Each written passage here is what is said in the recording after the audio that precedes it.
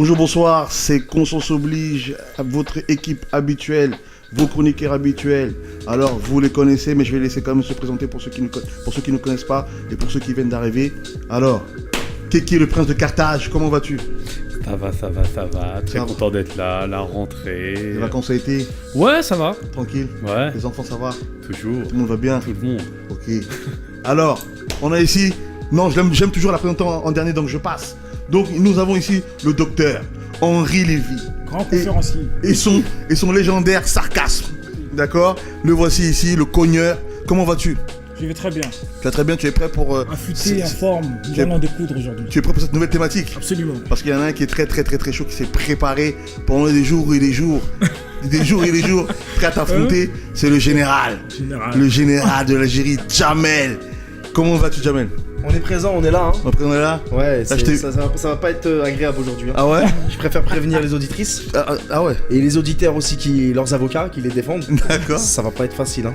D'accord. Il dit ça parce qu'aujourd'hui, la thématique du jour, c'est les familles monoparentales. Alors c'est un sujet très vaste. Je pense qu'il y aura 2 ou 3 volumes comme on a pu faire pour la malédiction de Cham. Aujourd'hui, on va aller un peu on va aller en surface et puis crescendo, on ira en profondeur. Alors, sans plus tarder, la première question que j'ai à poser, la première question que je vous pose, c'est aujourd'hui on peut constater de plus en plus que le nombre de familles monoparentales a tendance à s'accroître. C'est-à-dire notamment les femmes seules avec 1, 2, 3 enfants. Selon vous, à quoi cela est dû? Qui commence? Il y a un vent. Allez-vous présenter Maïcha? Oh, je l'ai pas fait? De toute façon, en ce moment, c'est la mode d'oublier les gens. C'est la mode surtout d'oublier les femmes. Les femmes. Ah, n'est-ce pas? Alors. Non, mais merci Kelly, Quelle introduction. Merci vraiment d'exister. Franchement, je pense que tu es le seul en ce lieu à être vraiment respectable. C'est Aruna quand même qui a cramé que... Non mais lui, de base, je le calcule archi pas. Je sais pas pourquoi il a pris de moi déjà. Je tu l'as pas encore tué, franchement. Victime. Je me repens parce que pour ceux qui nous connaissent, j'ai l'habitude de la présenter toujours en dernier en le faisant des louanges. Pourquoi? Parce que c'est le soleil de l'émission. Madame est le soleil, donc je ne peux pas aujourd'hui la descendre, même si elle est arrivée en retard. Hier, soi-disant, je suis censée être le soleil, mais hier c'était mon anniversaire, personne ne m'a appelé. Donc, soi-disant, on oublie le soleil. Je veux pas. En tout cas, Maïcha, notre soleil, celle qui signifie la vie en Swahili, celle qui a l'onction permanente. Pardonne-moi de t'avoir oublié. Voici Maïcha qui est là parmi nous aujourd'hui. Alors, on y va, on commence. Alors la question c'est celle-ci. On peut aujourd'hui s'apercevoir que les familles monoparentales ont tendance aujourd'hui à s'accroître, notamment les femmes seules. On en voit de plus en plus qui sont avec 1, 2, 3 enfants, qui se retrouvent à élever les enfants seuls. Selon vous, à quoi c'est dû? Bon, je vais commencer. Bon, si je dois apporter une ébauche de réponse pour l'introduction, je dirais qu'on vit actuellement dans une société d'hyperconsommation où l'engagement est fui comme la peste. Voilà, que ce soit dans des engagements téléphoniques, des engagements, je sais pas moi, dans des salles de sport ou ce qu'on veut, tout arrive très rapidement, très vite. Sans qu'une personne s'engage réellement. Et ça, malheureusement, on le voit aussi dans les couples. C'est l'hyperconsommation.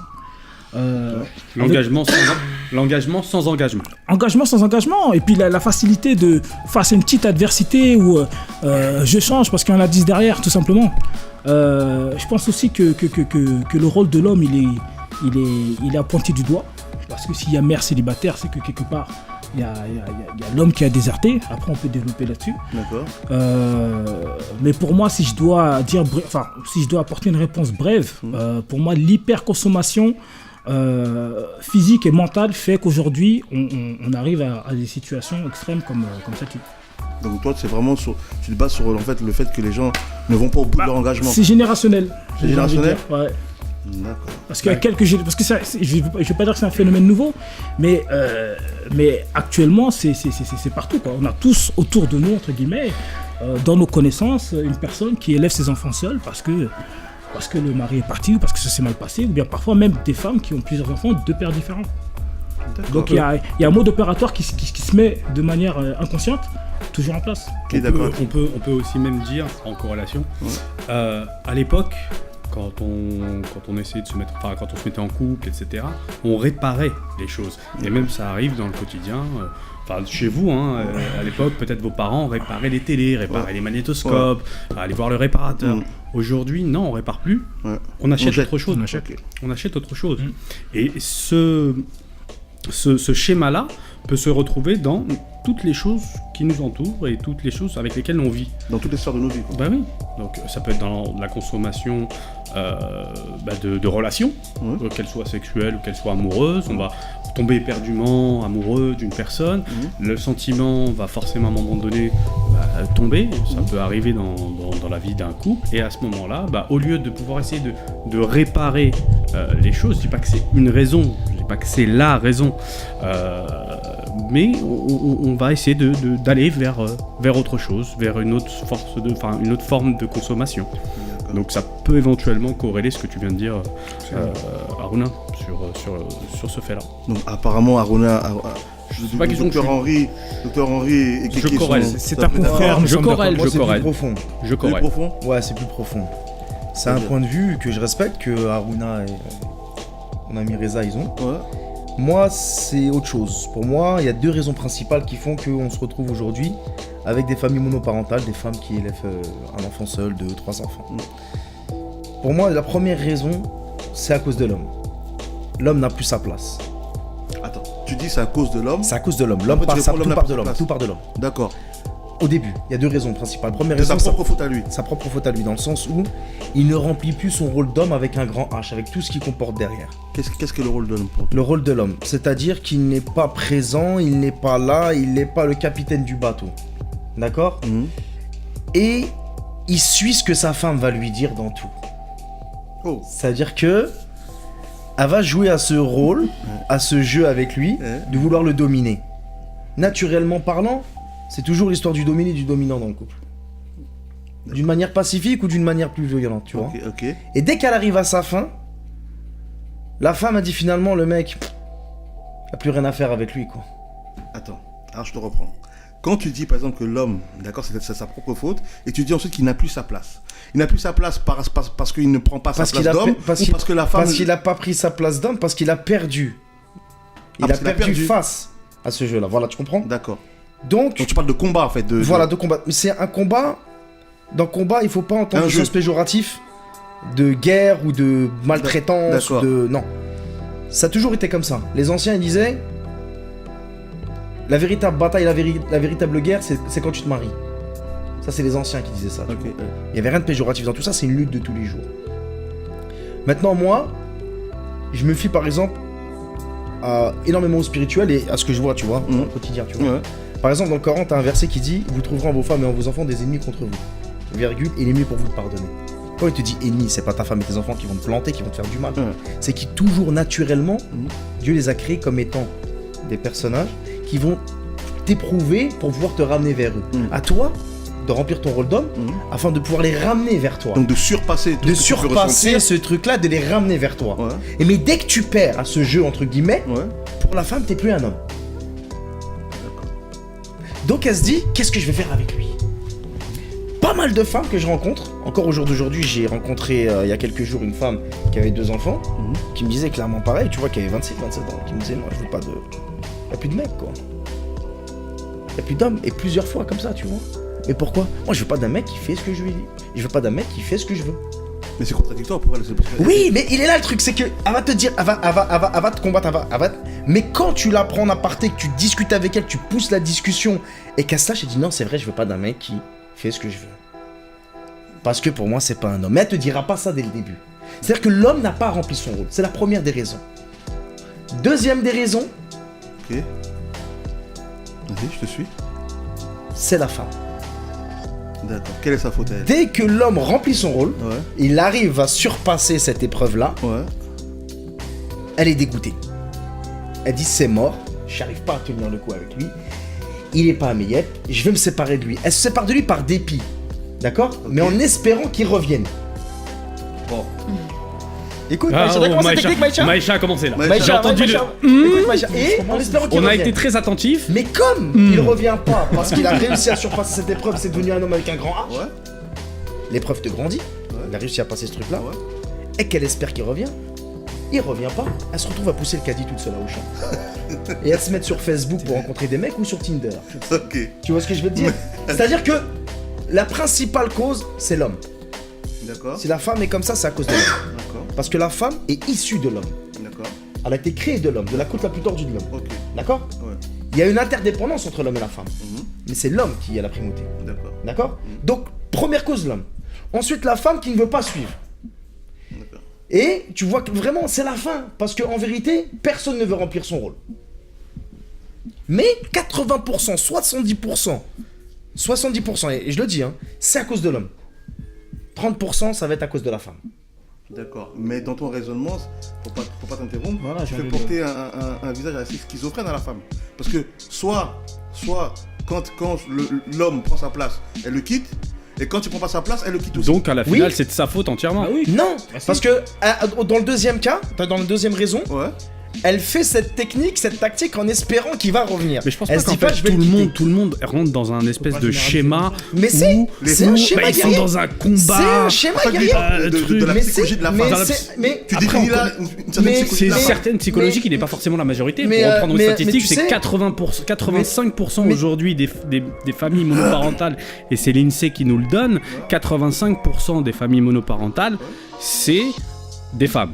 Dans ces femmes-là, il y a le veuvage, parce que la monoparentalité se distingue par trois personnes. C'est autre chose. Il y a, mais non, mais je te le dis, D'accord. il y a trois Veuvage. monoparentalités. Il y a veuvage, il y a séparation, et il y a la volonté d'une personne de pouvoir se mettre en couple, enfin de pouvoir créer seule sa Oui, propre mais quand famille. tu rentres dans la psychologie, que tu parles avec les gens, parce que l'INSEE te parle de statistiques, Moi, je de parle de chiffres. statistiques, D'accord. mais ce sont de des faits. statistiques, de chiffres. Mais les statistiques, le chiffre ne rentre pas dans l'intimité des gens. Quand Ouais, tu es mais dans moi, je l'intimité, connais tu parles pas, avec les gens. j'ai pas la prétention de Non, pouvoir non, non, connaître je parle pas tout de- le monde pour Je parle pouvoir dire que c'est comme ça en généralité. Je parle pas de toi, Ah. ni de moi. Toi, tu parles que Tu parles de l'INSEE l'INSEE. comptabilise. L'INSEE comptabilise. Oui, Oui, ça, c'est c'est l'institution ce que qui je dis. comptabilise, C'est certes. ce que je Ouais. dis. Nous, après, quand par exemple tu vas parler avec les gens comme on parle, Qui vivent la chose. qui hein. vivent la chose, d'accord, Ouais. et on en rencontre des centaines et des centaines, Ouais. tu te retrouves à ce qui est en commun, ils ont tous ce truc là, tu comprends? C'est-à-dire qu'on appellerait ça en termes, j'ai oublié mon latin, des témoignages concordants. D'accord. Des témoignages concordants en termes juridiques, c'est-à-dire qu'ils sont concordants alors que les gens ils se connaissent pas. Et tu dis mais ah ouais, c'est un truc de malade l'être humain, comment il est. Donc, en essayant de comprendre ça et en basant sur les écrits religieux, Ouais. je me dis mais ça colle, tu vois. C'est un D'accord. truc de malade. Sachant que j'ai pas le monopole de la raison, mais à chaque fois que je parle avec une gonzesse, je te le jure, hein, mon pote, hein, à chaque fois que je me retrouve au début, non, ben non, jamais de la vie, moi un mec qui me contrôle, tu vois, tous le même discours. Et dès que Sur tu la t'apprends- défensive. Sur la défensive, parce qu'elles sont, c'est vrai qu'elles sont, je les comprends d'un côté, elles sont énormément sur la défensive parce qu'elles ont galéré, Ouais. et elles se disent, elles sont, je le comprends ce D'accord. fait de vouloir se défendre. Dès que la personne elle voit que t'es pas un salopard et que t'es quelqu'un qui échange et que tu rigoles et que tu vois que t'es quelqu'un plus ou moins qui a poussé dans D'accord. l'intellect, elle se lâche, elle te le dit. Alors Ouais, moi je veux pas d'un mec, Maïcha, qui fait ce que je veux moi Alors parce que je me sentirais pas bien. Alors T'as capté? Alors, je voudrais déjà préciser une chose. On parle de familles monoparentales et notamment des femmes seules. Et pour le coup, c'est vrai que l'émission, il devrait avoir plus de femmes parce que là, on est 4 hommes. En fait, moi, je m'enlève 3 hommes pour une femme. Mais bon, il y a une femme parmi nous, c'est pas n'importe laquelle. Hein, c'est Maïcha. Je pense qu'en donnant la parole, Mais elle va Maïcha pouvoir... vaut 10 femmes. Elle va... Oh, Oh le gros! Tu vois? C'est ce qu'on appelle, regarde, tu vois ça là? Tu vois Maïcha? Ça c'est de la fragilité. Totalement. Parce que voilà, ça c'est de la fragilité. non, Maïcha. Parce qu'il ne dit pas vraiment avec le cœur, il nous dit Non, Maïcha, plutôt, tu vois? Non, On essaie de t'endormir. la guerre. Ah, d'accord. ok. Heureusement que tu donnes pas Ok, d'argent. Ah, donc je donne la parole à Maïcha. Maïcha, Maïcha vaut 10 tu as femmes. entendu, Allez-y. tu as entendu les différents avis un peu de tes collègues chroniqueurs. Toi aujourd'hui, qu'est-ce que, par rapport à la question et par rapport surtout au raisonnement de Jamel, qu'est-ce que tu en dis? Puisque Docteur et Reza étaient un peu près en accord. Toi, qu'est-ce que tu en dis? Après, il faut comprendre une chose. Hein. Mm. Je reviens juste sur le dernier point les derniers points qui ont été dits. Je pense, pour moi en tout cas, ça c'est mon avis, ça n'engage que moi, je pense que Jamel n'a pas tort. Jamel n'a pas tort sur tout son discours et que Reza non plus. Dans le sens où il faut savoir que l'INSEE, c'est bien beau, c'est bien gentil, etc. Mais en vérité, comme Jamel dit, ils ne sont pas vraiment sur le terrain ou ne parlent pas vraiment avec les gens pour pouvoir comprendre en fait ce qui se passe à l'intérieur d'eux-mêmes. C'est facile de venir voir, d'interroger les gens et on peut vous dire ce qu'on veut en vrai, tu vois. Mais quand maintenant le temps de prendre le temps de discuter... Je dis pas que l'INSEE donne des causes, hein. Je donne simplement, c'est 85% des familles monoparentales sont des femmes. Je suis avec toi, j'ai rien dit, je suis avec toi.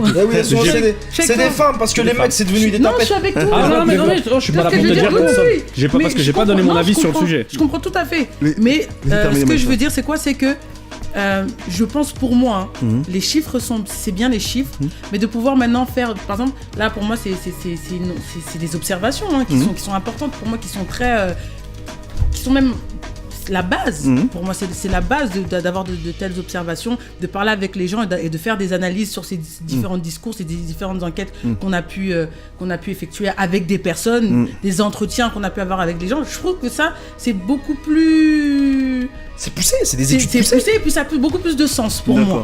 Parce que effectivement là on a le discours de la personne, on n'a pas seulement on n'a pas répondu à un questionnaire. Il y a des institutions sociales qui discutent tous les jours avec des acteurs sociaux qui discutent avec des personnes. Tu sais, c'est différent quand tu as une assistante sociale devant toi ou quand tu as un mec comme Jamel. C'est différent. Ah non mais ça c'est pas la même chose. Ce que je veux dire. Ils ont peut-être pas les mêmes buts. Non, ils ont peut-être pas les mêmes buts, mais la personne se sent beaucoup plus à l'aise de parler parce qu'il n'y a pas une institution derrière elle ou quoi que ce soit. Tu vois ce que je veux dire? C'est dans ce sens-là que je dis. Mais maintenant, moi, mon avis, je suis... À quoi c'est dû qu'il y ait de plus en plus de femmes seules aujourd'hui, de femmes monoparentales? Parce que tout simplement, les gens pour moi, les gens n'ont pas une réflexion sur Maïcha, en tant que femme. Oui, mais non, mais je te parle. En tant que femme, t'as des hommes, tu vois des hommes. Mais laisse-moi finir, il y a quoi? Attends, vas-y. Pas d'hommes. Donc, quand je veux dire tout simplement, pour moi, c'est que et les hommes et les femmes, pour moi, je les mets dans le même sac. Mais je suis d'accord avec Jamel quand il dit que c'est pas. Il y a les hommes ne prennent plus leur place, mais les femmes aussi des fois. Donc c'est pour ça que je peux pas dire oui, c'est les femmes, c'est les hommes, parce qu'en vérité, et là, c'est pour ça que je parle de réflexion. Il y a un problème au niveau de la réflexion. On ne sait pas ce que c'est que la famille, on ne sait pas ce que c'est que l'engagement, on ne sait pas ce que c'est que l'amour. Il y a toutes ces choses qui font en sorte que aujourd'hui, on se retrouve dans ce genre de situation. Mais qu'est-ce qui a limité justement cette réflexion? Mais pour moi, tout ça, la société. Aujourd'hui, regardez comment le monde avance. Le monde avance super vite. Les gens veulent des relations tout prêtes. Moi, je rentre dans ça si tu corresponds à mes critères, si tu corresponds à mes besoins. Donc l'immédiateté. Donc tout est centré sur la personne déjà. Alors qu'une relation, on parle quand même d'une relation, on parle d'amour, on parle d'enfants, etc. Pour moi, c'est plus une question de moi, c'est une question de nous. Tu vois ce que je veux dire? Et déjà même de base, le mariage, parce que après il n'y a pas le mariage, mais la relation, l'homme et la femme, pour moi, c'est si aujourd'hui il y a séparation, c'est qu'il y a peut-être la perte de compréhension de la vision qu'ils avaient au départ ou soit totalement ils n'avaient pas de vision, tu vois. Aujourd'hui pour moi c'est une question de réflexion. Tout part vite, donc aujourd'hui tout le monde veut non mais mon mec il a pas des boutons au pied façon flemme, tu vois ce que je veux dire. Ouais, au départ je voulais l'aider mais il comprend pas. En fait plus t'avances, plus tu vois que les réflexions sont limitées au soi. Mais à toi, comme tu es une femme, je vais te poser cette question. Qu'est-ce que tu penses aujourd'hui des nombreux coachs féminins aujourd'hui qui amènent certaines femmes, je le vois sur internet, à dire que oui, élevez vos critères, ou bien gardez vos critères, ou bien voilà, ne prenez pas entre guillemets de la merde. Je sais pas ce que c'est qu'un homme merdique, mais déjà, tout simplement, merci. Mais pour moi, c'est, je sais pas si je peux dire c'est un tissu de merde, parce que t'en as plein qui veulent aussi tout simplement être aujourd'hui, c'est le buzz, c'est un effet de buzz. Ouais, je veux un peu, tu vois, avoir ma chaîne YouTube. I want just people to see me, you know. Tu sais, c'est je veux être vu, m'as-tu vu, etc. Mais c'est vrai qu'il y a des personnes qui vont dire des choses correctes. Mais pour moi, c'est quoi les standards? Parce que j'ai fait un exercice, et peut-être été témoin. J'ai fait un exercice dernièrement où j'ai demandé aux gens de me dire ce qu'ils attendaient de leur femme ou de leur conjoint. Qu'est-ce que tu veux au niveau des critères. Et la question après que je leur ai posée, parce qu'ils étaient tous là, ouais, moi je veux ça. Ouais, ok, mais toi t'es quoi pour lui en fait? Et c'est là où tu comprends que tes standards en fait sont super cons, sont super nazes. Et c'est ça, parce que je pense qu'aujourd'hui le problème de ces coachs, c'est qu'ils ne poussent pas les femmes ou les hommes à comprendre d'abord que c'est pas une question de l'autre d'abord, mais c'est une question de toi, tu dois te donner à l'autre.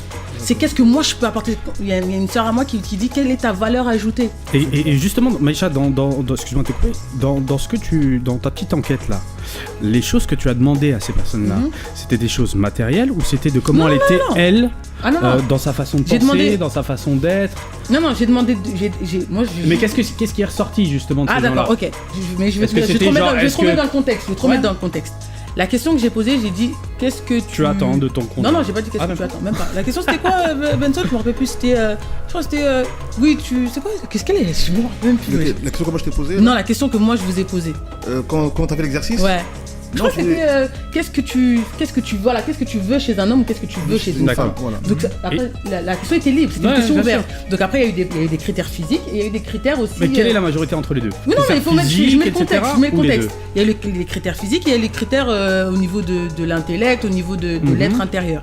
Mais la plupart des choses qui sont ressorties, c'est que oui, je veux qu'il soit.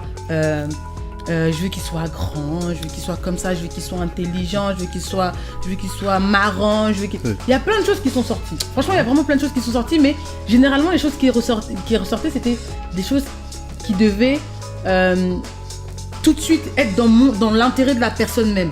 Tu vois, je veux qu'il soit, pour elle directement. Et c'est pas dur d'écrire. C'est pas dans la concession. Tu sais pourquoi ça? Deuxième et troisième question. Attends, j'arrive. Et t'es pas dans la concession. Non, du tout. C'était, il faut qu'il soit comme ça. Pour que moi je l'accepte. Exactement. Il faut qu'il m'apporte ça. Il faut qu'il, quand je suis avec lui, il faut que je me sente bien. Quand je suis avec lui, il faut que je me. Il y avait toujours la notion de moi, du soi. Tu vois. D'accord. Et c'est vrai que c'est dans un seul des cas où j'ai vu que la personne directement n'a pas forcément n'a pas cherché à avoir son intérêt, mais avoir l'intérêt de tous. D'accord. Qui c'était cette personne? Je sais pas, je pense. C'était pas Kumba, j'espère. Tu sais pourquoi on en est venu? C'est bien ce qu'elle a. Maïcha là, une minute avant qu'on marque une pause. Maïcha, j'ai kiffé ce qu'elle a dit. Elle a réussi à analyser ce que les personnes disaient, le moi, ma personne, moi, l'amour de ma personne. Pourquoi elles en sont venues à parler de ma personne, l'amour de ma personne? C'est parce que l'homme adore la femme comme si c'était son seigneur. Il l'adore. Elle n'a pas été créée pour être adorée, la femme. Donc elle ressent le truc, elle dit moi je veux, moi. T'as compris ce que je veux te dire? Donc tu veux dire pas là que la femme est devenue une idole? C'est devenu une idole. C'est-à-dire qu'il adore la femme. Le mec adore la femme. L'homme adore sa femme. Tout comme aujourd'hui le projet de se marier est devenu aussi une idole. Voilà, il l'adore. Donc la femme, elle en prend de la force, elle dit moi.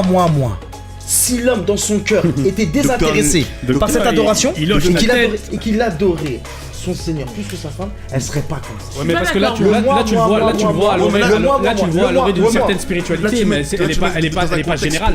Elle est pas générale cette spiritualité. Sache que moi pour quelqu'un qui croit pas en Dieu, certes, mais moi ce discours-là, je le tiens, pas par hypocrisie, parce que moi je me fie aux écrits et j'essaye de le mettre dans le quotidien de tous les jours. Non, mais j'explique. T'as raison. Mais comme t'as fait cette remarque, c'est bien, donc je vais expliquer aux auditeurs. Comme ça, il n'y a pas de quiproquo. Pour moi, la vie de tous les jours et le quotidien et les écrits sont liés. Ni plus ni moins. Pour moi. Pour toi. Après, chacun a son point de vue.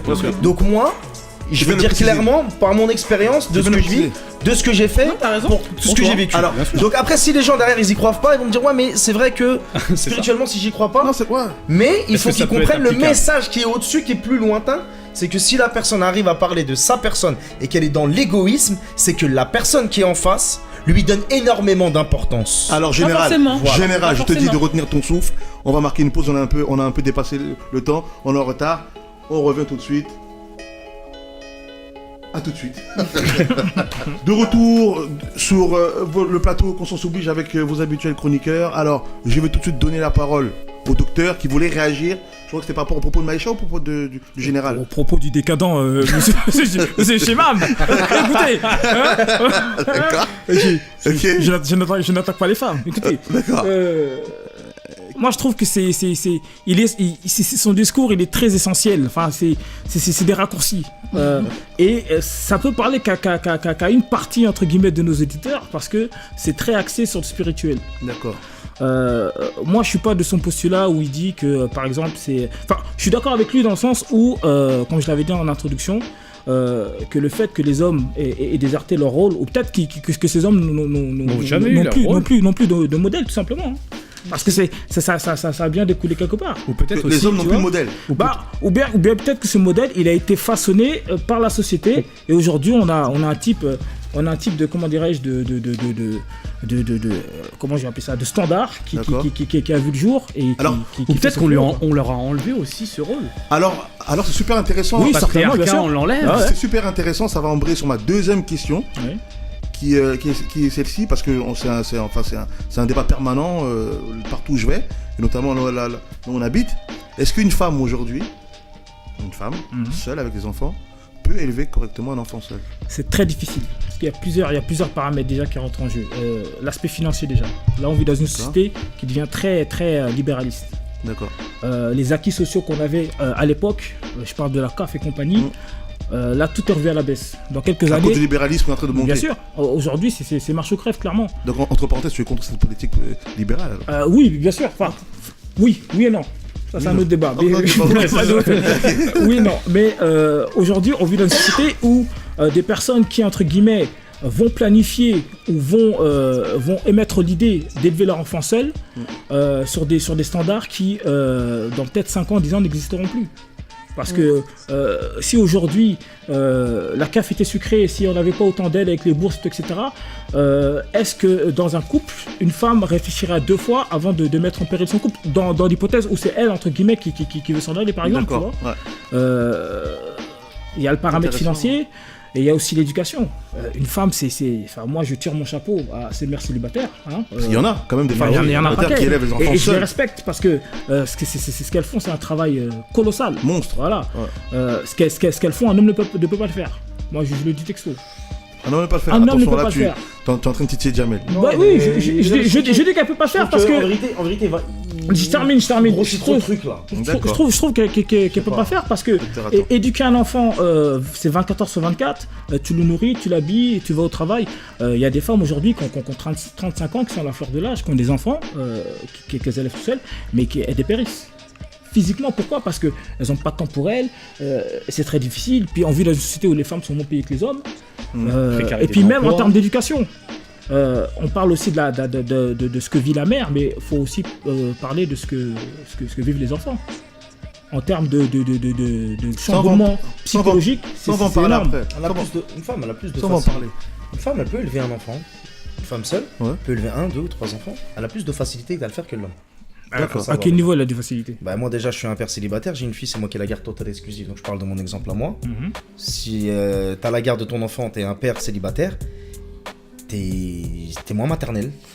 La femme naturellement elle est plus maternelle et elle sera plus proche de ses enfants et elle aura plus de facilité d'élever ses enfants, premièrement. Ensuite je pars de mon postulat elle est plus apte, tu veux dire. Elle est plus apte, je pars toujours de mon postulat où je connais dernièrement une personne qui a 2 enfants qui est divorcée, qui m'a dit moi j'en veux 3 ou 4. Et je peux les faire, je peux même les élever 4, 5. Oui, mais... Et la personne, elle taffe et tout, hein. C'est-à-dire que vraiment courageux. Je dis, d'accord, mais ce sont des cas isolés. Là, il faut parler de manière générale. On va pas prendre un cas, je connais. Ouais, mais moi, t'as vu, je pars du principe que je vais étudier sur le terrain. Toi, tu pars du principe, t'as étudié quoi sur le terrain? Mais non, moi, je te parle. T'as parlé avec les gens? Je te parle de phénomène. Bien sûr, je parle avec les gens. Je suis désolé. Mais t'es marrant, là, vous entrechoquez les deux, en fait. C'est-à-dire que vous parlez. Toi, tu parles d'un phénomène. Docteur, il parle d'un phénomène de société qui est à l'échelle globale nationale. Et Jamel va parler réellement de son environnement.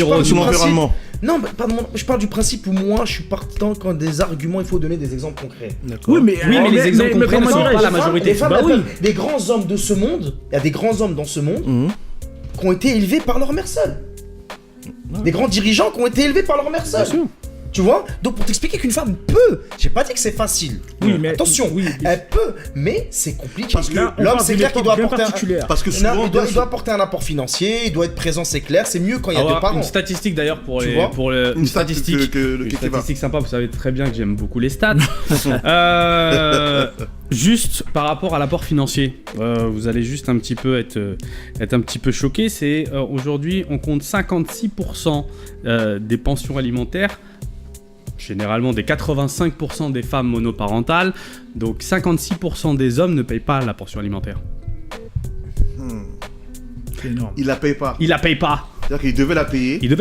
Il la paye pas. On peut aller même de là à dire que ça peut être de l'abandon familial. Et l'abandon familial est un délit aujourd'hui, punissable au pénal, parce que il y a des cas, des personnes qui se mettent en insolvabilité, il y a des personnes qui n'ont pas envie de payer la pension alimentaire, sachant qu'en plus c'est un jugement. C'est un jugement qui est donné selon bien évidemment les ressources du père. Parce que là, je parle des 85% des cas femmes monoparentales. Parce qu'il y a, de l'autre côté, il y a les 25% qui sont hommes aussi, qui ont des difficultés, qui peuvent éventuellement demander... mais on voit moins d'hommes demander des pensions alimentaires à leurs femmes, à leur ex-femme, que des femmes demander des pensions alimentaires à leur homme. Donc ça, c'est un peu... Il y a une précarité aussi qui s'installe. La difficulté pour une femme, par exemple... Je donne un exemple simple. Comment voulez-vous qu'une femme aujourd'hui puisse aller chercher du travail si derrière, il n'y a pas de place en crèche, vu qu'elle, normalement, n'a pas de travail. Parce qu'entre 0 et 2 ans, il y a l'équivalent d'à peu près 60% de femmes qui sont à la maison, ou qui sont sans emploi, ou qui sont sans activité. Précarité. Et ils sont en très grande précarité. Donc à peu près 74% en fait des personnes qui sont pauvres en France, on a pratiquement que des familles monoparentales. Et dans les milieux urbains, plus généralement, surtout dans les milieux urbains. Donc c'est peut-être des stats comme ça, mais ça peut peut vous dire dans quelle gravité elles peuvent se trouver, dans quelle difficulté. Mais t'as raison. C'est sur ça tu peux pas le nier. Ah non, c'est impossible. Mais la question c'est, est-ce qu'elles peuvent élever seules? Correctement, non. C'est pas facile. C'est pas facile. D'où justement cette statistique, puisque elles peuvent le faire, et celles qui le font, bravo. Elles sont courageuses. Mais avec tout ça, c'est des femmes fortes. Avec tout ça, c'est-à-dire difficulté de trouver un travail, je peux leur jeter l'opprobre, travail précaire, temps partiel, CDD. Khalil, c'est des femmes courageuses. Malgré que pas mal sont des salopes, c'est des femmes courageuses. On va biper ça. Maïcha, je suis outré. Dévalorisation de la femme dans la société. Mais elles sont courageuses. Non, attendez, parce que en fait, lui aussi il est bizarre. Ouais, ce que je veux dire. Non, parce que dans son discours, c'est ça, il faut faire attention, parce que c'est vrai que là on peut peut-être prendre ça à la rigolade, mais il faut faire vraiment attention au discours qu'on tient. Parce qu'il vient de dire qu'au départ que oui, aussi les hommes qui prennent pas leur place, mais il y a les femmes qui viennent. Mais il y a aussi des femmes qui se fâchent à cause de ce genre de comportement. Tu vois, tu parles pas des femmes comme ça. Certaines. D'ailleurs, j'aurais une stat très marrante après. Écoute, moi j'assume. Certaines le sont. Lui, il est comme ça. Certaines le sont. Et d'autres sont des femmes courageuses, valeureuses. Et d'autres c'est des salopes. Comme il y a des mecs. Comme des mecs. Il y a des bons gars, il y a des mecs sérieux, et il y a des mecs carrés. Et comme il y a des petits enculés. C'est comme ça. C'est dans les deux mondes. Ok, bien sûr. Non, dans le sens où oui, voilà. Après, faut pas qu'elle vienne se mettre dans le rôle du Jamel, calme-toi. Général, bois l'eau. Quoi? Vas-y, Maïcha, on disait ceci, c'est que je disais qu'il faut faire attention parce qu'effectivement, il y a aussi à cause de ce genre d'insultes, etc. Et puis moi, je pense que c'est trop facile de généraliser. C'est pas parce que 2-3 filles. Non, laisse, vas-y. C'est pas parce que genre il y a 2-3 exemples qui montrent que voilà, dans certains cas il y a des femmes qui ont été incorrectes ou il y a des femmes qui se sont comportées comme du n'importe quoi, que directement toutes les femmes monoparentales sont comme ça. Je suis d'accord. Je suis d'accord avec toi. Il y a beaucoup de monde qui pensent comme ça. C'est la seule femme pour la laisser parler. Non, c'est la seule femme pour la laisser parler. Il y a beaucoup d'hommes qui pensent ça, qu'aujourd'hui directement dès qu'on voit femme monoparentale, directement on voit que c'est parce qu'elle aussi. En fait, toujours on jette la faute sur la femme, mais il faut chercher aussi à savoir en fait la source. Et comme Kelly le disait tout à l'heure, attention, il y a 3 types il y a 3 stars. Il y a 3 types de monoparentalité. Vous voyez, il y a le veuvage, il y a tout ce qu'il a cité. Donc il faut faire très attention. On peut pas mettre tout le monde dans le même sac. Toutes séparation ne sont pas dues aux mêmes causes. C'est vrai, d'accord. Donc moi je pense qu'aujourd'hui effectivement c'est très difficile. Les femmes peuvent élever des enfants toutes seules, etc. Il y en a qui le font, on a des exemples, mais c'est très difficile. C'est très difficile parce que l'apport de l'homme reste quand même majeur pour moi dans une relation, surtout dans une famille. Pour moi le père a un rôle mais vraiment majeur. Je dis pas que la femme elle est réduite à faire la vaisselle, non. Mais les deux sont complémentaires. Les deux doivent être pour pouvoir en fait permettre l'harmonie dans la famille. Donc là, on n'est plus dans une espèce de combat dominant-dominé, mais on est plutôt dans une complémentarité. Bien sûr, c'est pour moi tout s'emboîte. Pour moi, tout est nécessaire. C'est comme un puzzle. Il manque une pièce, le puzzle n'est pas complet.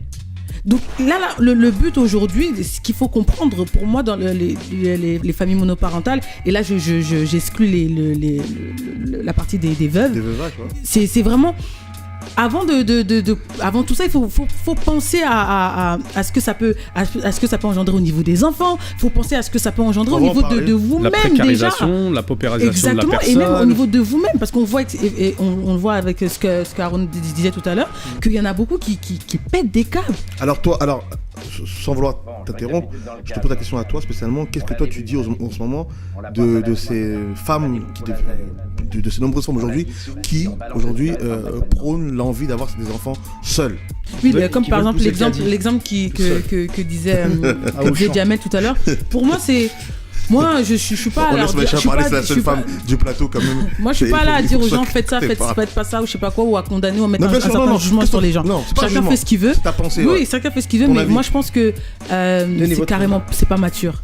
C'est pas mature du tout et pousser le caddie aux gens, tout ça, ces femmes-là n'ont pas conscience en fait des conséquences que peuvent avoir leur choix. Aujourd'hui, on est le résultat de nos choix et on voit qu'aujourd'hui c'est bien facile. C'est pour ça l'exemple qu'elle prenait tout à l'heure, je rigolais parce que je disais que c'est là elle le dit comme ça. Ouais. Mais quand elle va être sur le terrain, quand elle va le vivre, je pense qu'elle va peut-être un petit peu regretter. Hein. Je pense. Parce qu'il y a certains chercheurs aujourd'hui qui disent justement que c'est un déni.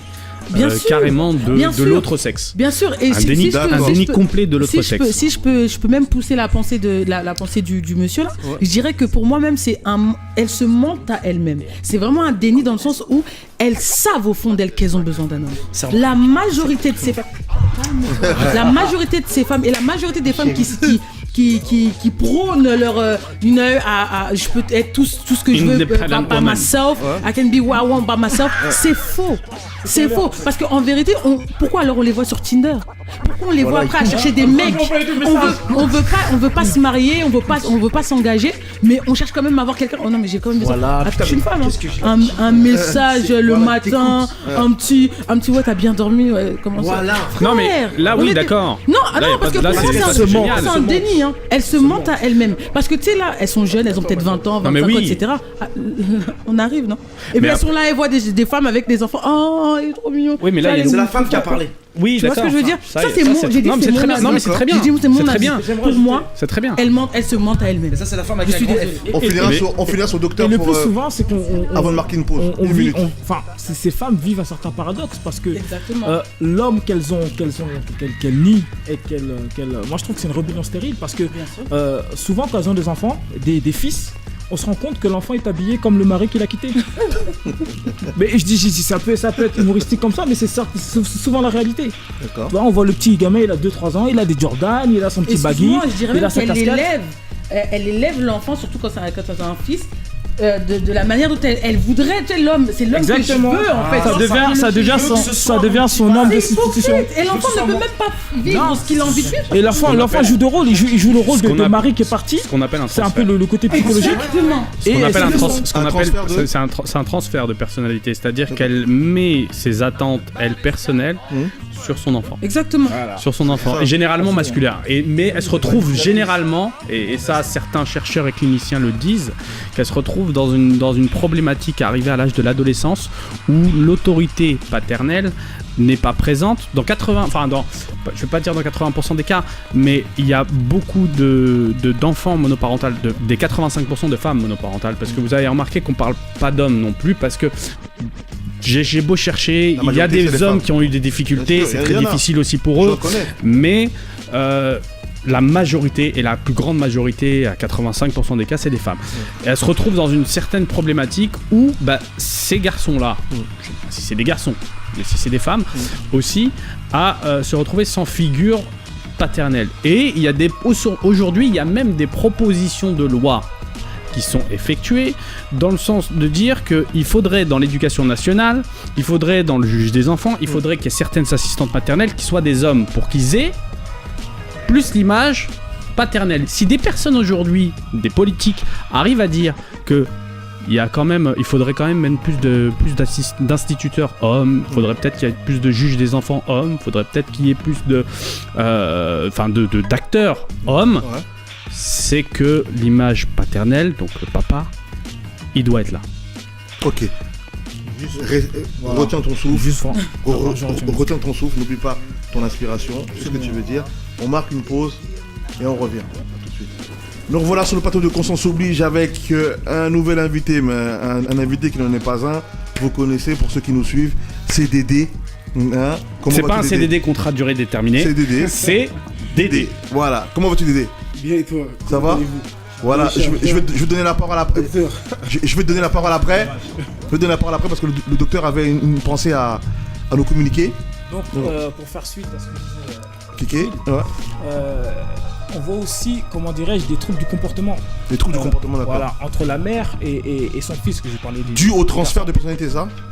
Dû au fait que, comme disait Maïcha en introduction, que il y a une sorte de drôle de relation qui se fait entre l'enfant. Je le disais tout à l'heure, où on a ce déni de la femme qui limite même va dénigrer le père devant l'enfant, lui donner une très mauvaise image. Et ce qui s'appelle le syndrome d'annihilation. Elle fait une sorte de transfert, tu vois. Et du coup, son enfant devient le mari qu'elle aurait voulu avoir, elle aurait voulu garder, ou celui qui l'a abandonné. Et ça devient son enfant aussi. Et quand ses enfants arrivent à l'adolescence, je me souviens d'une émission de C'est mon choix avec Evelyne Delia, où justement, il y avait des mères de famille qui étaient avec leurs enfants. Et elles disaient avoir une relation assez particulière avec leur enfant. Evelyne Thomas, je sais pas. Evelyne Thomas, pardon. Elles avaient des relations particulières avec leur enfant. Il y en a une carrément, elle simulait d'être une cougar avec son fils quand elle marchait dans la rue, parce que elle aimait le regard jaloux des autres filles. Donc c'était parti dans un délire où dès qu'une femme, comment dirais-je, en dehors du noyau familial s'approchait, et ben la maman c'était limite tantôt la femme jalouse, tantôt c'était la mère protectrice, tu vois. Donc on peut arriver à ce genre de trouble. Ce qui s'appelle le syndrome d'aliénation parentale. Voilà. Ou bien des fistons qui sont des fils à maman qui n'arrivent pas à qui n'arrivent pas à éclore tout simplement, tu vois. Et derrière, il y a aussi le problème des filles. Les filles aussi, c'est un peu compliqué parce qu'il n'y a pas d'image paternelle. Généralement, ce qu'on dit tout le temps, ça je pense que je ne suis pas le premier, toi qui as une fille aujourd'hui, tu le sais, les filles, c'est leur papa. Ouais, grave. Et les garçons, c'est la maman. C'est vrai. Voilà. Donc il y a aussi des problématiques derrière de schémas qui se sont faits par la suite, où des filles, quand elles voient par exemple, quand elles grandissent, elles voient leur papa un petit peu agir d'une certaine manière avec leur mère, qui les a abandonnés. Dans 80 encore, vous allez me tanner avec les statistiques, mais je suis obligé de le faire. Et 87% des hommes, quand ils partent, ils s'éloignent généralement petit à petit, mais définitivement. Définitivement. C'est-à-dire que les nouvelles sont très très rares. Très très rares. Et il y a toujours un besoin. Il y a toujours un besoin. Toujours un besoin. Dédé, oui. Toi qui arrives un peu en retard, on va essayer un peu de resynthétiser un peu tout ça. On a parlé on parle des familles monoparentales, d'accord. Et on se rend compte, on constate qu'il y a de plus en plus de familles monoparentales, notamment des femmes qui élèvent leurs enfants seules. Et on demandait à quoi cela est dû et surtout, à côté, est-ce qu'une femme seule peut réellement correctement élever un enfant sans qu'il y ait de conséquences majeures? Bon, effectivement, pour moi, essaye de synthétiser tes propos. C'est un phénomène que j'ai constaté depuis un certain temps. D'accord. Je pense que c'est un tout. Cette société aujourd'hui va tellement vite, comme a souligné Maïcha. En plus de ça, il y a une politique qui a été mise en place par rapport à la natalité en France, où on incitait les gens à avoir beaucoup d'enfants, sans penser aussi que à un moment donné il y a l'aspect financier, il y a plein d'autres aspects qui viennent se mélanger. Mais le truc c'est quoi? C'est que dans cette politique, il y a un truc qui m'a dérangé. C'est le fait de mettre cette petite case de mère isolée. Ça a incité beaucoup de femmes aussi à changer leur comportement au sein de leur foyer. Parents isolés. Ouais, parents isolés. Changer leur comportement au sein du foyer. Sachant pertinemment que si elle quitte son mari, derrière, l'État va lui verser une certaine somme. Donc, beaucoup, malheureusement, ont pensé qu'elle pouvait s'en sortir avec cela. Mais aujourd'hui, tout coûte cher. D'accord. L'éducation, le loisir, etc. Tout coûte cher. Donc aujourd'hui, certaines se rendent compte que c'est peut-être 900 € ou 800 € qu'on te donnait en plus, ne suffisent pas. Et que la présence du père était plus que nécessaire pour pouvoir évoluer. Elle n'a pas de prix. Exactement. Et comme disait Maïcha tout à l'heure, tu peux pas dissocier dans ce microcosme familial le rôle du père et le rôle de la mère. Si on dit il y a un père et il y a une mère, c'est que chacun forcément a un rôle bien défini. Peut-être que le père, c'est pas lui qui va, c'est pas tout le monde qui va se lever pour faire à manger, changer des couches, laver les enfants. Mais l'autorité du père, c'est quelque chose que tu ne peux pas enlever. Tu peux pas la donner à la mère. Tu regardes, même dans nos familles, la maman, elle gueule. Elle fait que crier. Fais pas ci, fais pas ça. Le papa, dès qu'il arrive, tout le monde reste droit comme un bateau. Pourtant, papa, il vient pas avec quelque chose pour frapper, non. Mais sa simple présence. C'est naturel. C'est naturel. La testostérone. Exactement.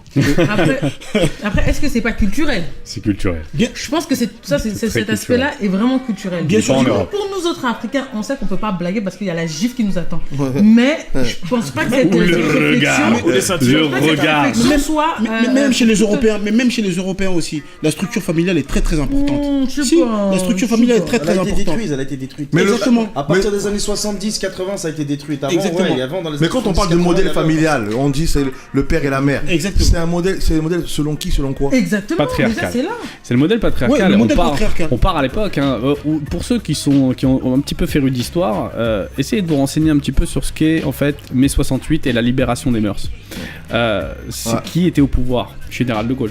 Et Général de Gaulle était une figure. C'était l'image du père de la France, par excellence, père de la nation. Père de la nation qui a libéré la France. Puis après, il y a eu les 30 Glorieuses. À partir de Londres, quand même. Et après, ouais, bah oui, j'ai déjà souligné. Oui, à partir de Londres. Ah oui, il a fait la guerre à partir de Londres. Mais bon, héros, pas héros, bon. Et rien ne lui. Et ça lui enlève pas quand même les 30 Glorieuses après. Ça lui enlève pas le plein emploi après, les 30 Glorieuses. Et justement, quand Jamel disait tout à l'heure que ça a commencé à décroître à partir des années 70, il y a justement à partir de 76, c'est ce que tu disais, en 76, la catégorie, ça devient une action publique prioritaire et la catégorie parents isolés a été créée parce que ça a été un vrai problème. Et ça, c'est arrivé après les 30 Glorieuses, quand on est rentré dans un espèce de schéma capitalistique. Où pas mondialisation, mais on était déjà dans des prémices où le chômage réellement commençait à accroître, où la politique infantile, de pouvoir dire il faut faire plus d'enfants parce que c'est important, il faut qu'on ait une forte natalité, derrière il y a une augmentation de ces problématiques-là. Après maintenant, je suis d'accord dans certaines des choses qui ont été dites de Dédé, mais je dis pas que c'est une généralité, parce que justement elles ont vu la case parents isolés, que ça y est, elles ont décidé de... T'as beaucoup de facteurs. Après maintenant, il y a les mentalités. Il y a les mentalités aussi qui ont changé. Général prend la parole après. Aujourd'hui, il n'y a plus de repères. D'accord. Aujourd'hui, il n'y a plus de repères. On va pas à l'essentiel. Pour moi, une famille, comme j'ai dit, tu ne peux pas dissocier le père de la mère. Mais aujourd'hui, t'as certains hommes. Parce que je veux pas forcément jeter l'eau propre sur la femme. Parce que parce que la femme pour moi c'est comme un enfant aussi. D'accord. Si tu n'arrives pas à lui montrer, parce que c'est bien de dire. Faut pas l'infantiliser quand même non plus. Mais c'est bien de dire. Mais t'as vu. Mais montre l'exemple toi aussi. Si t'as un comportement qui n'est pas décent, dis-toi bien que la femme aussi, elle aussi de son côté, elle va faire ce qu'elle veut. Si le père, au lieu de rentrer après le travail, il va traîner avec ses potes dehors, et que la femme est tout le temps à la maison en train de s'occuper des enfants. Mais tu penses que ça va être quoi le résultat quand tu rentres à la maison? Mais des prises de tête. Des prises de tête. Non, j'ai demandé à Général de me permettre... le Général a dit oui. C'est incroyable. C'est incroyable. Je conchis sur son autorité, monsieur. Non, je suis juste poli. D'accord. Mais je rebondis juste sur ce que Dédé dit. C'est important ce qu'il dit, c'est que effectivement l'homme est l'image d'eux. D'accord. Là, si je veux faire un petit peu ma Jamel, si je reprends les écritures, pour moi, c'est que l'homme est l'image d'eux. Et donc, c'est lui, en fait, qui donne le ton, d'accord, qui donne le ton quand même au foyer, d'accord. Et comme il donne le ton, une fois que le ton, et c'est pour ça que je reviens un peu sur ce que Jamel disait dès le départ, une fois que le ton est perdu, on a deux cas de figure. Soit la femme va chercher d'elle-même d'être l'image que l'homme n'est plus, ou soit elle va rester là, elle va subir, elle va attendre que l'autre bouge. Mais comme l'autre bouge pas, elle aussi elle va être là comme un enfant, effectivement, écoute, d'accord, je suis ok. Make sense. Donc en fait il y a plusieurs aspects. Mais en même temps j'insiste sur le fait que, tout à l'heure je parlais de réflexion, on n'est pas obligé de subir ça. Je pense que pour moi, une femme réfléchie, d'accord, malheureusement doit se dire, écoute, si l'homme ne parvient pas à avoir cette pensée, ne parvient pas à avoir cette pensée, n'a plus sa place, n'a plus l'image, je vais l'aider. Parce que pour nous autres hommes spirituels, on est censé être nous les femmes, être des aides. Donc je vais l'aider au lieu de le sanctionner, au lieu de l'afficher ici et là sur les réseaux sociaux. Donc de réparer. Voilà, je reviens aussi sur ce que tu disais tout à l'heure. Donc, au lieu maintenant, on est là maintenant pour aider. Et voilà pourquoi je disais qu'on est complémentaires. Et voilà pourquoi je disais pourquoi que tout s'emboîte. Parce qu'effectivement, quand tu vois qu'il y a un défaut, bah tu essayes de... Laisse-moi toi. tu essayes d'y remédier. Tu vois ce que je veux dire? La bague, il lui offre la bague. C'est le moment en direct. En direct, on a un mariage. C'est le moment. C'est la finale. Vous voyez ce que je veux dire? Et le problème, et voilà pourquoi je disais qu'aujourd'hui, on a une mauvaise conception de ce qu'est en fait l'engagement, une mauvaise conception de ce qu'est la famille. D'accord? Aujourd'hui, on est les premiers à voir qu'aujourd'hui, mon frère il déconne, je l'aide. Je vais pas l'afficher dehors, mais je vais l'aider. Mais aujourd'hui, dans le mariage, on arrive, dans l'engagement, on n'arrive pas à le faire. Parce que tout n'est pas question de mariage. Hein. On n'arrive pas à le faire. Vous voyez? Et c'est là le point. Maintenant, nous autres, que ce soit une femme qui déconne, que ce soit un homme qui déconne. Ah, pardon. Que ce soit un homme ou une femme qui déconne, les deux sont censés maintenant travailler l'un sur l'autre. Ne plus penser à moi. Bah, vas-y, il a pas trop qui. Il ne me correspond. Parce qu'aujourd'hui, c'est ça les raisons. Certaines raisons. Il ne me correspond plus. Je suis plus l'œuvre de lui. J'ai plus de sentiments.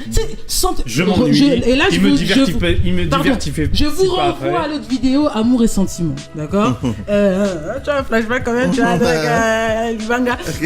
On essaie quand même. Et là, parce que tu te rends compte qu'en fait, la plupart des relations sont basées sur des sentiments. Et les sentiments, c'est un mensonge. Le sentiment, c'est le soi, c'est le moi. Donc on n'est plus là à. C'est l'apparence de l'amour. Prends-lui la main. Exactement, c'est l'apparence de l'amour, d'accord? Donc du coup. On a perdu ça, c'est pour ça que je parlais de réflexion. Et maintenant, si maintenant tout le monde prenait, et là je rapporte une solution, si maintenant chacun prenait le temps de ne plus penser à ce que lui m'apporte, mais qu'est-ce que moi je peux apporter à l'autre, je pense qu'aujourd'hui il y aurait moins de divorces, on aurait moins de pourcentage. L'introspection. Si dans la société entière tout le monde penserait comme ça irait mieux. Parce que tout simplement, on comprend que non, là il déconne, ben moi je suis censée être son aide parce que on est un maintenant. L'engagement c'est quoi? C'est que voilà, c'est plus seulement le père de mes enfants, parce qu'aujourd'hui c'est on rejette, c'est le père de mes enfants comme si c'était pas ton mari avant ou t'es pas ton homme avant, mais ça devient la personne que j'aime, que j'ai aimée, et je peux pas le voir partir comme ça. Donc je suis obligée maintenant de me donner, de me sacrifier, d'agir sur lui pour qu'il revienne à sa place. Et si je travaillons, c'est possible de le faire. Général. Et les coachs, quand même. Regarde, Khalil, très bien, Maïcha. Quand il a parlé des 30 glorieuses de mai 68, il nous a parlé chronologiquement parlant comment ça s'est passé, tu vois. Ensuite, Dédé, Maïcha. On se rend compte qu'à travers ces trois paroles différentes, on arrive à une chose. La société s'est féminisée. Oui. Une féminisation de la société. Tendance. Tendance féministe, féminisée. Ouais. Je dis d'accord, la société elle a été féminisée. Est-ce que c'est une féminisation ou une espèce d'égalisation, de rééquilibrage des hommes et des femmes? Féminisation, il n'y a pas d'équilibrage. Dans le monde, c'est simple, que Dieu a créé, que ce soit dans l'espèce animale ou humaine, il y a un mâle, il y a un dominant et il y a un dominé. C'est comme ça. Que ce soit dans l'espèce naturelle, même dans la nature, même dans tout. Mais précise que c'est pas une domination péjorative. Mais non, pas péjorative, parce que tout est péjoratif, parce que tout le monde est dans un délire de conflit. C'est pour ça que certains préfèrent voilà, parler de c'est ça le truc. Mais il faut voir plus loin dans les mots. Il faut voir. Attends 2 secondes, juste laisse-moi finir. Après, je veux te faire comprendre. Si la féminisation de la société aujourd'hui elle est rampante, elle est galopante et elle prend la place partout, c'est que je le redis, c'est à cause de l'homme qui n'a plus sa place, qui a perdu sa place. D'accord. Donc on lui a enlevé sa place. On lui a enlevé, oui, sans doute. Mais il l'a perdu en tout cas, parce qu'il a baissé les bras. Ce combat entre guillemets qu'il devait mener contre lui-même, d'accord, pour pouvoir avoir sa place, il l'a perdu. Il a laissé la femme, qui naturellement parlant est plus forte. Une femme est plus forte qu'un homme, hein, psychologiquement, et pour s'imposer, elle est plus forte. Hein. Elle a pris cette force, elle a pris sa place. Elle s'est imposée dans sa place féminine, je peux pas lui en vouloir moi. C'est une femme, elle ressort son côté féminin, elle ressort pas son côté homme. Elle veut le truc à elle-même, il y a personne pour pouvoir la brider. T'as compris? L'homme n'est plus là pour brider. Donc il a perdu sa place, la société s'est féminisée, tout est à cause de cet homme. Tout est à cause de l'homme. Docteur, juste une phrase, puis je laisse Dédé. Docteur va réagir. Alors, un premier point. Une fois n'est pas coutume, je suis d'accord avec Djamel lorsqu'il dit qu'en effet la société s'est féminisée. Lorsque je vois qu'il porte un shirt et qu'il est habillé en rose, ça j'aimerais le dire. Je te dis non, moi j'attaque, je suis un diesel. Ça c'est la première chose. Et puis deuxième chose, puis je donne la parole à Dédé. Et Dédé a employé un mot que j'ai beaucoup aimé, le mot repère. Et quand on fait l'étymologie du mot repère, bon, je pense que ça... Je vous laisse méditer là-dessus. Vous pouvez m'écrire au 06. Dédé, après on marque une pause. Et on va entamer la dernière partie. De l'histoire de ce monde. Ouais. la femme a eu toujours une place importante dans la société. Durant les grandes guerres, on a toujours vu le rôle des femmes. Dans toute société, on a vu le rôle des femmes. Et quand on dit que cette société, elle a changé, oui, elle a changé. Mais pas concernant le rôle de la femme. Moi, je dirais plus les mœurs de tout le monde. La femme a toujours été le complément, l'additif de l'homme. C'est-à-dire que l'homme, il va dehors, la femme ne va pas regarder ce qu'il va faire. Mais quand il revient, il ramène quelque chose pour sa famille. Et la femme utilisera ce que le bien que aujourd'hui. Mais c'est la même chose, c'est la même chose. Simplement que, comme je dis, le rapport a été biaisé. Parce qu'on entend ici, on entend ici et là, tu as le droit de faire ça. Et merci de dire ça. Merci. Tu sais que tu peux faire ça. C'est plus la même. Merci d'aider. Et ce qui fait que la femme, à un moment donné, quand elle regarde son mari, le mari qui rentrait à la maison, qui disait bon, voilà, j'ai ramené ça, bon, voilà, tiens ça, moi je vais faire ça, tu vas faire ça. Non, j'ai le droit de dire aussi. J'ai le droit de parler. J'ai le droit. Et à un moment donné, l'homme, il se sent floué. C'est pour ça que des hommes abandonnent leur femme, les quittent. Pourquoi ? Parce qu'on a toujours dit, ouais, l'émancipation de la femme. Mais moi, je dis l'émancipation de la femme doit avoir certaines limites. La femme, elle peut dire, moi je suis d'accord pour l'échange dans un couple. On peut se dire ça. Bien sûr, mais il faut d'échanger. D'accord. Mais t'es obligé d'échanger. Il faut échanger. Oui. Non, c'est... Attention, il y a accord et accord. Il y a l'accord que les pseudo-féministes. Mais le dernier mot reste à l'homme. Moi, sur ça, je ne changerai pas. Moi, je suis un ancien. Moi, personnellement, je suis un ancien. Mais il y a dans des couples des femmes qui ont beaucoup plus de morale que l'homme. Dans ce cas, pour moi, la femme est plus forte que l'homme. La femme supporte tout. La femme, elle encaisse. La femme, elle est capable. La femme, elle a plus d'aptitude à encaisser. Exactement. Okay. L'homme se laisse dominer par ses émotions. La femme, elle peut être là, s'occuper de ses 3 enfants, être en souffrance, mais tu ne le verras pas. Je ne pense pas que l'homme se laisse dominer par ses émotions. C'est plutôt la femme qui a tendance à le faire. Mais comme je dis souvent, quand la femme arrive à maîtriser ses émotions et qu'elle va au-dessus, là on rentre dans une autre dimension. Mais je sais pas si l'homme, il est émotif, mais pas comme la femme. L'homme est impulsif. Voilà. L'homme est impulsif. Lui, il réagit tout de suite. Il y a des pulsions. La femme, quelque chose va lui faire mal, elle va garder.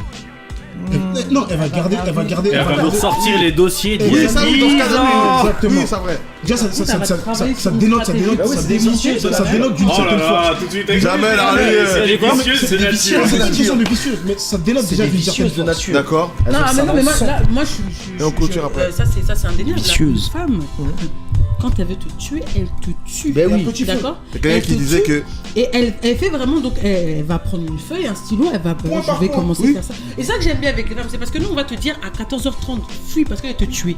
D'accord. Ça, c'est sûr, tu vois. Ah oui. C'est pour ça qu'on dit que lorsqu'une femme veut se venger, le diable prend une chaise et s'assoit et note. Oui, non, peut-être. Mais tout ça aussi, après, il faut voir la genèse de tout ça. Il faut voir d'où viennent tous ces comportements. Comment ça se fait qu'aujourd'hui, une femme commence à penser comme ça.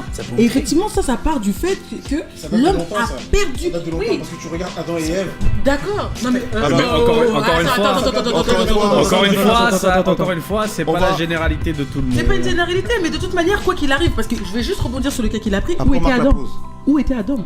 Où était Adam pour que Ève ne mange ? Donc voilà, c'est pour ça que je dis. Laissons ça tranquille. Non, là, je laisse les écritures, mais je dis. Cela ne nous regarde pas. Effectivement, c'est une des causes, c'est que l'homme n'est plus à sa place. L'homme a failli, et aujourd'hui, la femme prend le relais.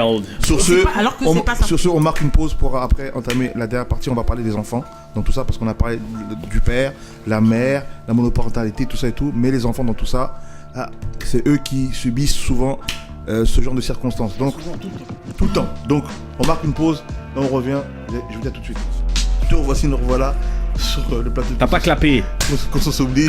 J'ai pas clapé parce qu'il m'avait fait rire. Donc, on enchaîne tout de suite sur la partie des enfants, parce que les enfants, on n'a pas parlé. Donc, aujourd'hui, on en a parlé, mais on a pas été dans la profondeur. D'accord, donc dans tout ça, les conséquences de tout ça. Qu'est-ce que ça peut apporter ? Voilà, qu'est-ce que ça peut apporter, les enfants, dans quelles conditions ils grandissent ? Laissez Henri Lévy prendre la parole parce que j'ai vraiment sur Facebook qui me dit des trucs super intéressants. C'est vrai, docteur, tu as un avis sur ça ? Oui, j'ai un avis sur ça. Cher confrère. Très bien, cher ami. Il écrit mieux qu'il le parle. Écoutez, oui, c'est vrai. Ok. Je suis un cérébral. Bon, bref. Je vais te mettre une quenelle toi aussi. On est sur l'art de cinéma, attention les quenelles. Oui, donc les dommages collatéraux, j'ai envie de dire, sur l'enfant, ils sont comment dirais-je, sont très importants. Il y en a des dommages, il y en a quand même. Il y en a, c'est sûr. Oui. Il y en a. Rien qu'à un moment donné, je m'intéressais sur les sociopathes. Ouais, je me rappelle. Je disais beaucoup. Et non, c'est vrai, la plupart des serial killers, 90% des serial killers recensés aux États-Unis, d'éducation monoparentale.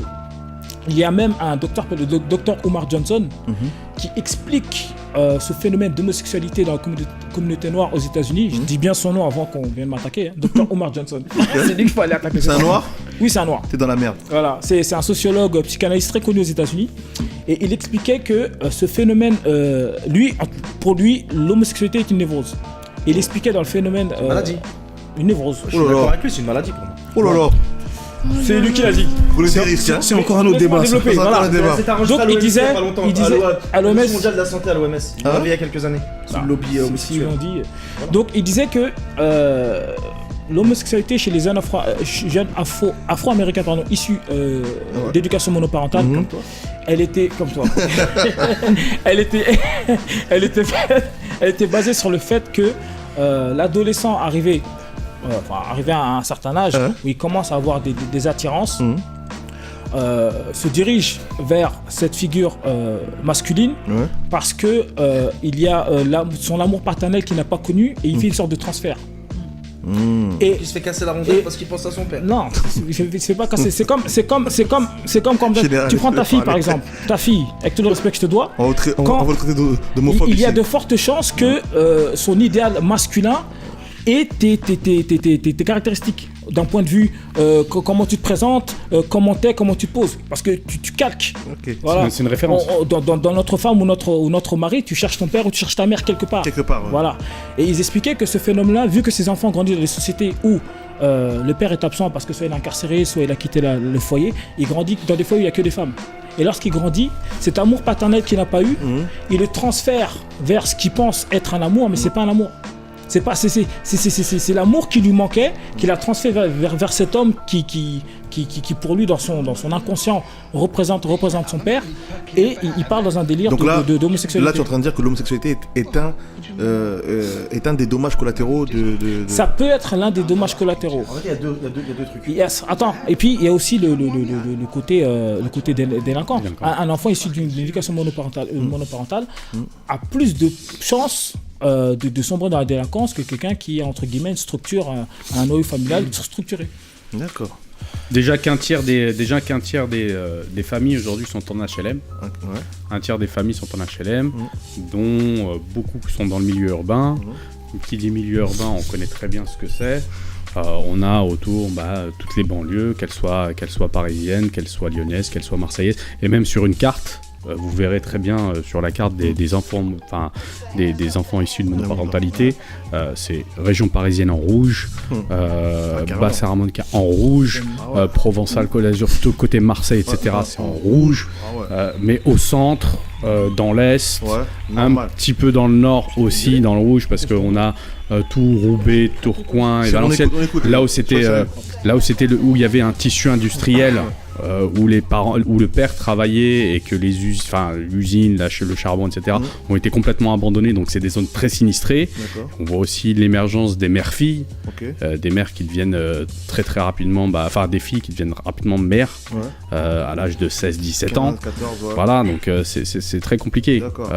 On peut mettre une corrélation entre le tissu économique et la monoparentalité, et derrière une conséquence qui peut être la délinquance, échec scolaire, parce que faut pas oublier non plus que c'est des personnes issues de familles monoparentales qui ont des difficultés, les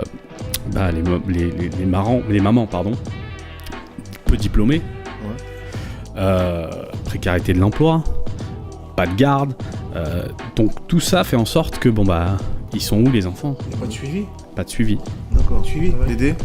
Moi, au-delà du fait... Je t'ai vu là, tu pleurais là. On voulait vous séparer là tous les deux là. Le général, t'as fait... Il rigolait à la blague. Là, Non, mais c'est le général. Séparation là. Le général, t'as... Ouais, non, il m'a déstabilisé complètement. Ça fait longtemps que je t'ai pas vu pleurer de rire comme ça. Ouais, complètement déstabilisé, mais bon. Ok. C'est l'une des conséquences. C'est une des conséquences, mais il y en a bien d'autres aussi. Et effectivement, comme il a cité, la mère seule avec ses enfants quand elle rentrera du travail, elle va s'atteler à faire quoi? À manger. Elle vérifiera pas les devoirs. Parce qu'elle est fatiguée. Ou les plus courageuses d'entre elles le font. Ou les plus courageuses, effectivement, le font. Donc il y aura ce déficit-là. Et arrivé à l'âge de 15-16 ans, elle sera confrontée aussi au fait que l'enfant grandit, il se forge un mental. Garçon et fille. Garçon comme fille. Hein. Il se forge un mental. Et à un moment donné, là vraiment le rôle du père est hyper important. Parce qu'à un moment donné, il faut réguler tout ça. S'il n'y a pas de régulation, l'enfant on ira chercher ce modèle-là dehors. Donc, ça se traduit par la délinquance, absentéisme scolaire, des problèmes comportementaux avec la mère qui t'a élevé, qui s'est battue au quotidien pour te faire grandir. Et des problèmes avec les relations dehors, humaines. Exactement. Sociaux aussi. Et après, c'est juste un éternel recommencement. Parce que demain, cette fille-là, qui n'a pas eu ses repères, demain, elle aussi, elle va tomber encore dedans. Parce que le premier garçon avec qui elle va être, elle va faire ce transfert-là du père qu'elle n'a pas eu vers ce garçon-là. Peut-être que lui aussi ne sera pas réceptif à cela. Ce sera pas le moment. Exactement. De cette relation, peut-être va naître un enfant. Elle aussi recommencera ce que sa mère a fait. Et elle se retrouvera dans ce carcan-là. Et pareil pour le fils aussi. Voilà. C'est pour ça que je dis que c'est un phénomène de société aussi, mais aussi la société, c'est nous qui la faisons. Là, vraiment, oui. C'est nous qui la faisons. Oui. Parce que souvent, quand on parle de société, on oublie que c'est nous qui la société, c'est pas créée toute seule. Voilà. C'est nous qui la faisons. Donc, c'est pour ça que tout à l'heure, j'ai dit les mœurs. Peut-être on a tout changé, mais nos mœurs, elles ont changé. Nos habitudes, elles ont changé. C'est les mœurs c'est les mœurs que nous adoptons aujourd'hui. Exactement. Qui font la société que nous constituons. Aujourd'hui, moi, j'ai vu des statistiques. T'as 35% de mariages qui sont faits suite à des relations qui sont suivies sur des réseaux sociaux. Tinder. La fragilité. Oui. On a créé un outil, Internet, qui fait qu'on reste chez soi et on drague. Non, on fait le marché. Ouais, voilà. Donc avant, on cherchait à se connaître. Et la base d'une relation, pour moi, c'est la connaissance de l'autre. La connaissance de l'autre. Et les enfants, ils empathisent. Parce que les enfants, t'as souvent des enfants qui ne parlent pas. Qui rentrent dans un mutisme suite à la séparation de leurs parents. Absolument. Et qui ne libèrent pas la parole. Général. Un peu court. Les conséquences pour l'enfant, pour les enfants, issus d'une famille monoparentale. 2 raisons, 2 causes. Soit l'épreuve, parce que c'est une épreuve, c'est une épreuve qui est difficile. Soit l'épreuve le grandit, soit l'épreuve l'enterre. Ni plus ni moins. Elle le grandit. Soit il va arriver par je ne sais quel moyen. La destinée fait des fois des choses, tu vois. Il va se battre. Se battre. Avec l'aide de Dieu. Et il aura vu l'exemplarité. Il aura vu sa mère se battre. Ça va le grandir. Ça va le rendre plus mature, plus intelligent, plus fort. Et de l'autre côté, ça le détruit. Il n'a pas eu cette force morale, cette faiblesse où il est passé par des moments difficiles. Tu peux pas juger, tu peux pas dire parce que c'est des choses que tu peux pas vivre. Mais c'est un constat. Et ça le met pas. Donc la délinquance, tout ce qui s'ensuit avec, des mauvais choix de vie, des du laisser aller. Mais en gros, il y a 2 trucs. Soit, et tu me dis ouais mais en gros tu peux me dire c'est l'histoire de la vie. Toutes les épreuves c'est l'histoire de la vie certes. Mais pour un enfant, il n'a pas l'âge encore. Pour un enfant, se manger ces épreuves-là, c'est pas facile. Mais d'un côté, je me dis que c'est la sélection naturelle qui fera que si cette personne...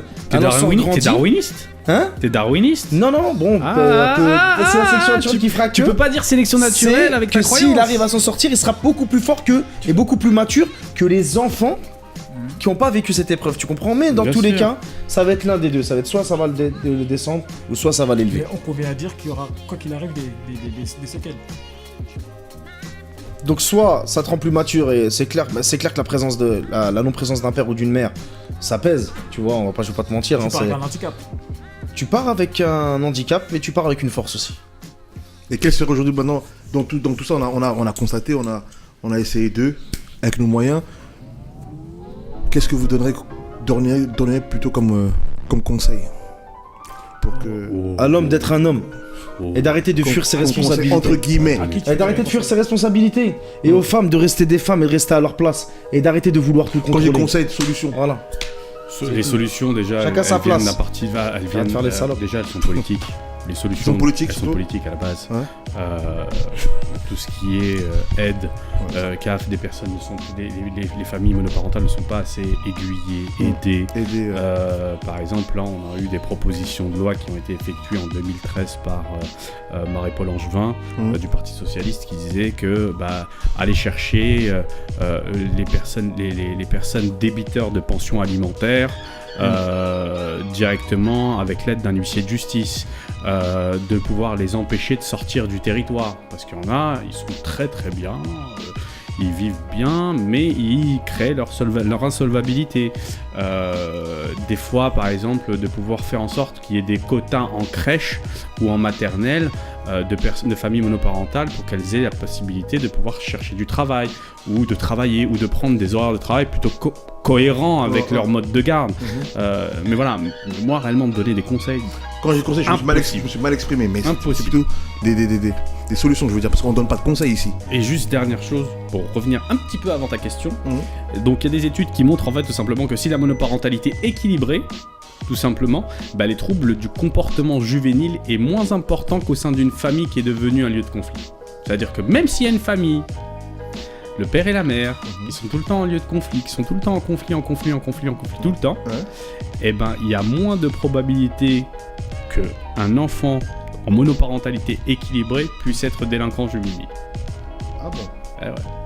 Excellent. En tout cas, bon. Parce que la monoparentalité, là en l'occurrence, la mère, donc l'exemple des mères qu'on a donné, qui se sont battues, c'était difficile pour elles, etc., qui a donné un certain équilibre, elles avaient plus de chances en fait que leurs enfants soient bien qu'une personne issue d'une famille normale, papa, maman, où c'est réellement la guerre chez soi. Ok. Didier ? Moi, ce que je pourrais dire, c'est avant d'arriver à ce... Parce que pour moi, la monoparentalité, c'est une résultante. Avant d'arriver à cela, je pense qu'on devrait plus apprendre à se connaître. Prendre le temps de connaître l'autre, de savoir quelles sont les attentes de l'autre. De ne pas être dans l'hyperconsommation. Voilà, de savoir quelles sont les attentes de l'autre. Dans l'immédiateté, comme quelqu'un disait. Que l'autre sache aussi quelles sont tes attentes. Qu'est-ce que tu peux lui apporter. Qu'est-ce qu'on peut s'apporter. Et ensemble, qu'est-ce qu'on peut réaliser. Avant de commencer toute chose. Parce que aujourd'hui, on s'engage sur un kiff. Un sentiment. Je passe un bon moment avec cette fille, ça fait un moment que je suis avec elle, ceci, cela. Non. Il y a un invité surprise là, je crois. Il y a un invité surprise. Ah bon? J'ai un invité surprise. Tu as prévu un invité surprise? J'ai prévu un invité surprise. Ouais, c'est vrai. Voilà, je savais. Joyeux anniversaire. Joyeux anniversaire. Joyeux anniversaire, Maïcha. Joyeux anniversaire, Maïcha. Voilà. Tu vas nous la chanter en lingala. Non, ça va. Merci. En direct sur le plateau de Conscience Oblige. Voilà la surprise qui était réservée à notre chroniqueuse Maïcha, qui a eu 26 ans. On va terminer sur ça. Par contre, moi aussi j'ai des solutions. T'as une solution? Moi aussi, j'ai Mais toujours des solutions. La solution viendra par le chaos. En plus. La solution viendra par le chaos. Voilà, Par le chaos. Quand ce sera la guerre, sa mère, je laisse tout le la monde parole à retrouvera sa Maïcha. place. Non, juste D'accord. une solution pour moi. Je rebondis vite fait sur ce que Dédé a dit parce que c'est très important et c'est ce que je dis depuis le début. En fait, c'est une question de réflexion, et ça revient au niveau des mœurs. Donc revenir aux mœurs, revenir aux bases. Donc ce qui est la réflexion. Mais arrête-toi. Vas-y. Et donc du coup, moi j'aimerais dire, et je reviens à une vidéo que j'ai vue il y a pas longtemps, dont tu m'as tagué d'ailleurs. C'est important, avant de vous engager, posez-vous 1000 questions. Posez-vous 1000 questions, et d'abord, même avant de commencer à parler avec des gens, asseyez-vous et vous-même essayez de savoir quelle est votre valeur ajoutée, en fait, tout simplement. Essayez de voir ce que vous avez à donner aux autres, et cherchez pas tout le temps à ce qu'on vous donne, parce qu'on vous donnera pas tout de suite, d'accord? Apprenez aux autres à vous donner ce que vous voulez, mais d'abord, pensez d'abord à ce que vous pouvez apporter aux autres. C'est très important, et c'est même pas d'abord que dans l'engagement homme-femme, mais c'est partout, en fait, dans chaque domaine de la vie. Pour moi, c'est important. Et asseyez-vous, essayez de prendre une feuille, écrivez ce que vous avez, ce que vous pouvez apporter, ce que vous désirez. Ça changera l'attitude, et tout simplement, mettez-vous au clair avant de te mettre avec quelqu'un. Parle avec lui, pose-lui 20 000 questions.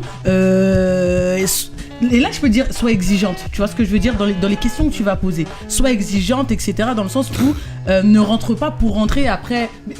Et après regretter, quoi. Tu vois. Donc c'est vraiment ça. On lui dit l'orientation. Suivre son mari, c'est tout. C'est pour ça que tu mets des shorts. Tes couilles salées. Docteur. Bon, moi je dirais. Clôturer pour clôturer. Je vais pas m'émanciper. Une grande introspection, surtout chez les hommes, parce qu'il faut être responsable. Et souvent, lorsqu'on abandonne un enfant et qu'il devient Mbappé, ou je sais pas qui, ou Tupac, on s'en mord les doigts. Et souvent, les pères qui abandonnent leurs enfants, plus tard, le karma fait que ils regrettent. Et pour les femmes, soyez vraiment en cohérence avec vos exigences. D'accord. Voilà, on peut pas avoir les statistiques de je sais pas moi quel joueur de foot et vouloir jouer au Real de Madrid, ça n'existe pas. Et la dernière chose, vraiment, pensez à la CAF. Pensez à la CAF. La CAF est fatiguée de dépasser de l'argent. Pensez à la CAF. Voilà, je terminerai là-dessus. Kéké. Alors moi j'ai une dernière stat. Bon, elle est marrante, hein, mais il faut pas non plus le prendre pour vous, hein, chers téléspectateurs et téléspectatrices. Donc il y a un sociologue très français. Petite anecdote. Donc pour la monoparentalité, j'en rigole, mais c'est pas sérieux. Enfin, c'est sérieux, mais faut pas le prendre directement pour vous. Donc, en fait, ce sociologue dit que elle est fréquente la monoparentalité, chez les immigrés de pays du Nord et du Sud d'Europe, donc l'Espagne, l'Italie, la Grèce. Bon, à 35%, donc c'est quand même pas mal, hein. Dans les 85 à 35%, c'est des Italiens, des Grecs et des Espagnols, à l'exception des Portugais. Les Portugais sont très ensemble. Et encore plus rare chez les Marocains, Tunisiens, Turcs et Asiatiques. Par contre, les migrants d'origine algérienne ont une monoparentalité nettement plus élevée que les Marocains, et toujours selon lui, faible au Sahel, mais très élevé par contre chez les autres Africains, type les Antillais, etc. Voilà. Et petite anecdote sympathique, je sais que je vais me faire des ennemis, mais bon, c'est pas toujours les Algériens, mais c'est incroyable. Jamel est algérien. Jamais obligé de réagir. Non, je vais réagir. Juste pour finir, on a écouté les différents avis. Moi, c'est sociologue. Moi, ça va être clair. Ouais, allez vite. Bon, tu vas attendre. Hein. Juste le truc, ça va être vite. Vas-y. Moi, je reviens sur les bases de ce que je disais. Tout ne s'arrangera que quand l'homme reprendra sa place et que la femme restera à sa place.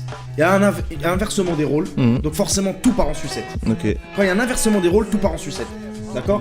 Donc les excuses à lui là, Docteur Henri Lévy. Henri Lévy là, de la cave, je sais pas quoi là. Ok, je crois que c'est un peu normal. C'est un peu normal avec les chaussures qu'il porte. On clôture.